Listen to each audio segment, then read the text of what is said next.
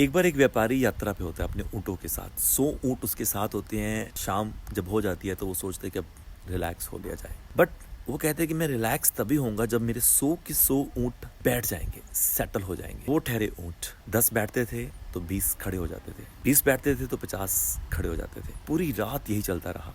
सुबह काफ़ी परेशान हो चुका था वो, क्योंकि पूरी रात सोया नहीं था। तो वहाँ से एक संत गुजर रहे थे। उन्होंने उसकी परेशानी देख कर पूछा, क्या हुआ? उसने कहा, मेरे साथ ये समस्या है। संत हंसने लगे, कहने लगे, यार ऐसा तो हो ही नहीं सकता कि तुम्हारे पूरे के पूरे ऊँट बैठेंगे और तुम उसके बाद ही रिलैक्स होगे। फिर उन्होंने समझाया कि हम अपनी लाइफ में भी अपनी प्रॉब्लम्स के साथ ऐसा करते हैं। ऊँटों की तरह ही होती है हमारी लाइफ की प्रॉब्लम्स। अगर 2 बैठ जाएंगी तो 2 खड़ी भी हो जाएंगी। लेकिन अगर हम ये इंतज़ार ही करते रहें कि यार मेरी सारी प्रॉब्लम्स जब सेटल हो जाएंगी, सॉल्व हो जाएंगी, तो मैं लाइफ में एंजॉय करूँगा, तो मैं लाइफ में रिलैक्स हो जाऊँगा, ऐसा मोमेंट कभी आएगा ही नहीं। हम पूरी लाइफ अपनी गुजार देंगे लेकिन ऐसा मोमेंट कभी नहीं आएगा, क्योंकि अगर लाइफ है तो प्रॉब्लम्स रहेंगी। प्रॉब्लम्स कभी सेटल नहीं होती हैं। 100 की 100 प्रॉब्लम्स कभी सेटल नहीं होती हैं।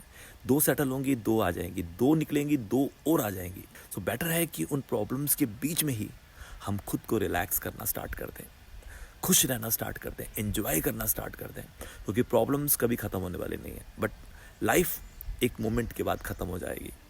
और अगर हम अपनी प्रॉब्लम्स की ही रूपरेखा में, उस सोच विचार में रहेंगे, तो हम सिर्फ और सिर्फ सोचते रहेंगे, कभी रिलैक्स नहीं हो पाएंगे। Now the final call is yours.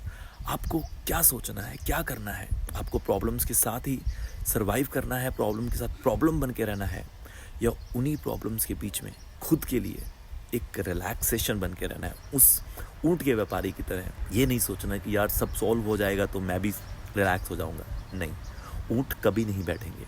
100 के 100 ऊँट कभी नहीं बैठ सकते। हमें ही खुद को रिलैक्स करना पड़ता है लाइफ में।